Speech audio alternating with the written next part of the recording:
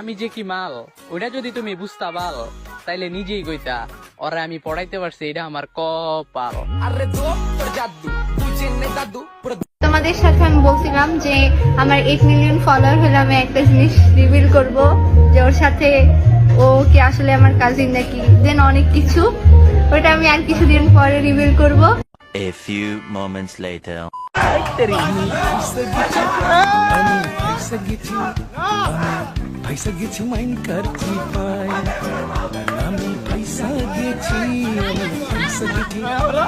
Chocolate double timing করা ধরা খাইছে।